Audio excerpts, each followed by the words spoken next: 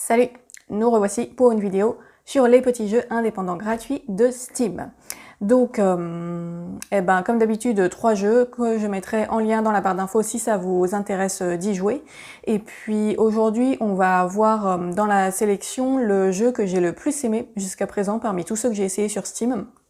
Donc c'est celui que je vais vous présenter en deuxième, et c'est des jeux qui sont dans des styles assez différents. Donc tout d'abord, je commence avec ce qui est plus une espèce de bundle de jeux. À chaque fois, le titre commence par « J'ai demandé quelque chose ». Et là, j'en ai fait 2, j'ai demandé des abeilles et j'ai demandé des chats. Il y en a plusieurs qui existent, certains gratuits, d'autres payants. Et alors bon là, je vais pas trop m'étendre sur celui-là parce que le concept est vraiment ultra simpliste, mais j'avais quand même envie d'en parler parce que je les ai trouvés très bien. C'est des jeux de chercher-trouve en fait, tout simplement, où on a un paysage, enfin plusieurs paysages au fil du jeu, et on doit trouver soit des abeilles, soit des chats, dans ceux que j'ai essayé. Et bon, il y a plein de petits jeux comme ça qui existent sur Steam, d'objets cachés en fait à trouver dans des paysages, dans des dessins, etc. C'est un peu l'équivalent du Où est Charlie en fait. Mais celui-là, enfin cette série-là, je l'ai trouvé particulièrement bien parce que les paysages sont vraiment super. À chaque fois, le programmeur a demandé à des artistes de réaliser les paysages, et c'est des artistes avec des styles complètement différents. Donc on a vraiment des paysages très très très variés. Et ça m'a beaucoup rappelé les Où est Charlie dans la débauche de couleurs, tous les petits détails. Ça va vraiment. C'est des paysages qui sont vraiment très riches avec beaucoup de choses dedans. Et quand j'étais petite, j'aimais beaucoup les Où est Charlie. Je passais vraiment beaucoup de temps à regarder ces livres-là. Et du coup, j'ai vraiment bien aimé retrouver un peu cette sensation avec ces 2 jeux. J'ai demandé des abeilles, j'ai demandé des chats. Sachant qu'ils sont d'un niveau, je dirais, assez abordable. Il y en a qui sont plus difficiles que d'autres. Selon les paysages, ça peut être plus ou moins facile. Mais dans tous les cas, si on est bloqué quelque part, on a quand même un système d'indices qui nous aide à trouver toutes les abeilles ou tous les chats qui sont cachés dans le paysage. Et du coup, voilà, il n'y a rien de plus à dire sur le concept, mais j'ai trouvé que cette version-là était particulièrement réussie parce que esthétiquement, elle était hyper variée, avec une vraie proposition graphique. Et du coup, voilà, j'ai particulièrement apprécié. Après, il faut aimer les jeux d'objets cachés et de chercher-trouve, mais si vous aimez bien ça, franchement, cette série-là est super chouette. Et donc le gars en a fait pas mal de différents, dont un certain nombre qui sont payants, du coup ceux-là je les ai pas essayés. Mais voilà, il y a de quoi y passer facilement plusieurs heures. Et à chaque fois, on a aussi des petites musiques d'accompagnement qui sont encore une fois très différentes les unes des autres et qui sont assez sympathiques. Donc voilà, une bonne découverte sur ce principe de niche, je dirais, des jeux d'objets cachés, avec la série J'ai demandé des quelque chose. Donc voilà, ça c'était vraiment super sympa à faire, très détente. Et donc ensuite, le deuxième jeu, celui dont je vous parlais, qui a été celui que j'ai trouvé le plus réussi jusqu'à présent parmi tous ceux que j'ai essayés. Il s'agit de Chippy. Alors il y a un sous-titre, j'avoue que là il m'est sorti de l'esprit, c'est quelque chose adventure. Une aventure de quelque chose, bon je m'en rappelle plus. Chippy donc, où là c'est un jeu de plateforme où on incarne une espèce de petit mouton robot. Enfin c'est pas très clair ce que c'est exactement. Mais donc on doit traverser toute une série de paysages et de niveaux qui sont dans un style, je dirais un petit peu steampunk, vaguement dans ce style-là. Et donc sur le concept, je dirais que c'est assez simple, c'est un jeu de plateforme où voilà, il y a des obstacles à passer, il faut sauter, il faut résoudre parfois des petits puzzles pour débloquer des chemins, etc. Vraiment un jeu de plateforme assez classique de ce point de vue-là, mais qui a été vraiment très très bien fait, et franchement j'ai été étonnée de la qualité de ce jeu, sachant qu'il est gratuit.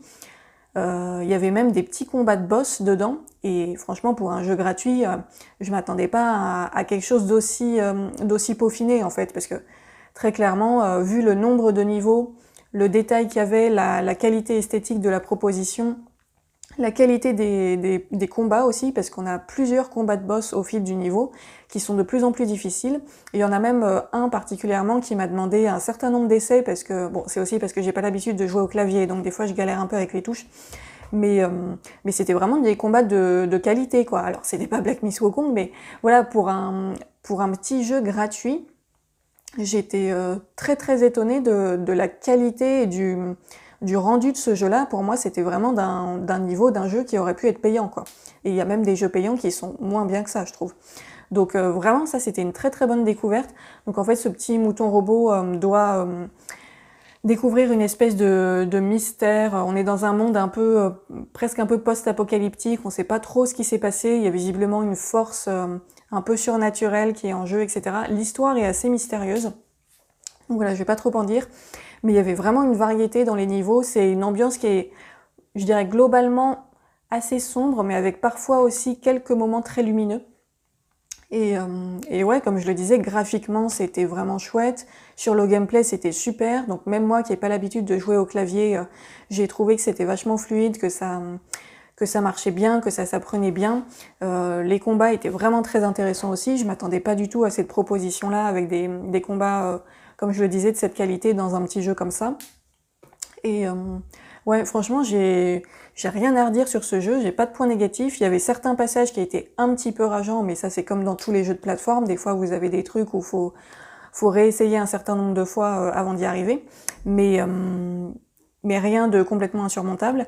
Et ouais, c'était vraiment un très très très bon jeu, un jeu d'excellente qualité. Je crois qu'il a des notes extrêmement positives sur Steam.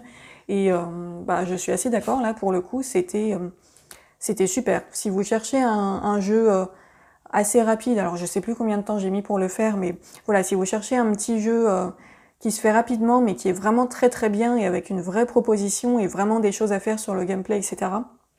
Et ben Chippy, c'était génial. Voilà, c'est le meilleur jeu que j'ai vu jusqu'à présent parmi la sélection gratuite de Steam dans tout ce que j'ai testé. Donc voilà, très belle découverte. Je dirais presque que c'était un petit coup de cœur ce jeu-là. C'est vraiment une super trouvaille. Voilà, et le troisième jeu, alors lui par contre ça va être un peu l'inverse, j'ai été un petit peu déçue au point que je ne l'ai pas fini. Cependant j'avais quand même envie d'en parler parce que malgré tout je trouve qu'il y a une proposition intéressante aussi, c'est juste que moi j'ai bloqué dessus. Il s'agit de Stargazing Genesis. C'est un jeu d'énigmes point and click, donc comme j'en ai déjà fait un certain nombre, qui dans son style graphique ressemble un petit peu à Cube Escape Paradox. C'est encore un style un petit peu dessiné en 2D comme ça, et c'est un principe assez similaire puisque là encore c'est comme une sorte d'escape game où on incarne un personnage qui se réveille dans une pièce et il doit résoudre toutes sortes d'énigmes et de puzzles pour sortir de la pièce, accéder progressivement à d'autres éléments et reconstruire l'intrigue en fait, puisqu'il se réveille amnésique. Il ne sait pas pourquoi il est là ni ce qui lui est arrivé, et donc voilà, on doit découvrir ce qui lui est arrivé et réussir à sortir de l'endroit où il est en résolvant toutes sortes de puzzles. Donc voilà, ça c'est très proche de Cube Escape Paradox. Donc je me suis dit que j'allais bien aimer, sauf que là, en fait, j'ai été bloquée parce que les énigmes et les puzzles étaient vraiment très obscurs. Je vous avoue que autant sur Cube Escape, il y a eu des fois où j'ai dû regarder un peu sur internet des solutions quand j'étais vraiment bloquée sur un truc, mais c'est arrivé quelques fois. Là, sur Stargazing, vraiment, je ne comprenais pas. Je ne captais pas le principe de la plupart de ces énigmes. C'était très obscur.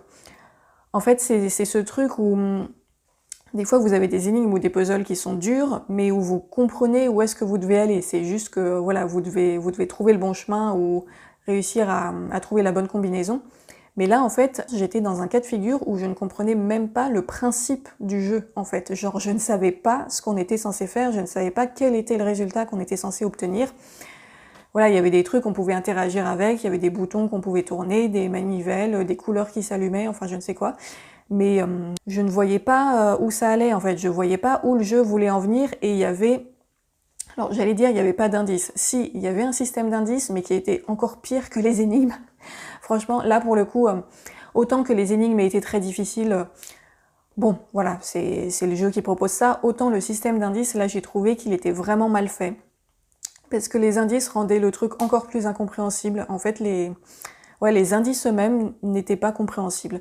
Je sais plus, j'ai plus un exemple précis qui me revient en tête là, mais en fait quand on se retrouvait bloqué face à un truc où vraiment on ne comprenait pas ce qu'il fallait faire et qu'on demandait l'indice, en fait l'indice nous montrait le premier, je crois si je me rappelle bien que l'indice nous montrait une image où tu voyais que les trucs avaient changé de position sur le puzzle, mais ça t'expliquait pas pourquoi en fait. Ça te montrait juste, bah là il y a ça dans l'autre sens, mais ça t'expliquait pas plus le principe en fait. Et du coup tu pouvais essayer de copier ce qu'il y avait sur l'image, mais c'était juste la première étape en fait. Ça te donnait pas le résultat total, ça te donnait juste comment dire, le premier mouvement à faire.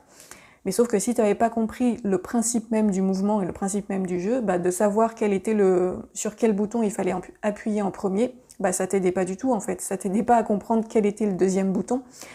Donc voilà, du coup moi je me suis retrouvée vraiment complètement bloquée à plusieurs reprises.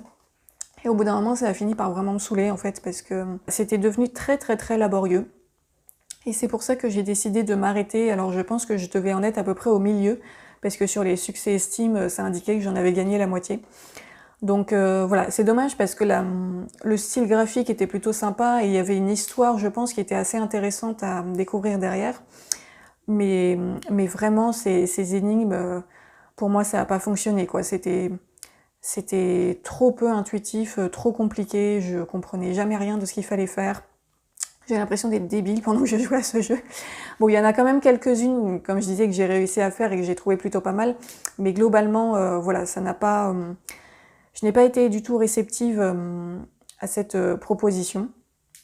Donc voilà, je ne l'ai pas terminé. Cependant, j'ai pas trouvé que le jeu était nul. J'ai trouvé qu'il était trop compliqué et trop obscur. Mais je pense que si vous aimez bien les jeux d'énigmes, et notamment les jeux d'énigmes un petit peu ardus, peut-être qu'il pourrait vous plaire, et je pense qu'il a quand même des qualités, comme je disais, au niveau de son histoire et de son intrigue.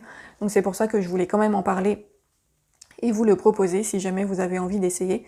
Voilà, même si pour moi ça n'a pas été un succès. Voilà donc pour ces 3 jeux indépendants du jour. Donc je reviendrai comme d'habitude avec 3 autres jeux. Là j'ai encore un petit stock à écouler. Je joue un petit peu moins souvent qu'au début. Là j'ai moins eu l'occasion d'en faire. Donc j'espère pouvoir écouler le stock des jeux qui sont en attente d'ici à en commencer un nouveau.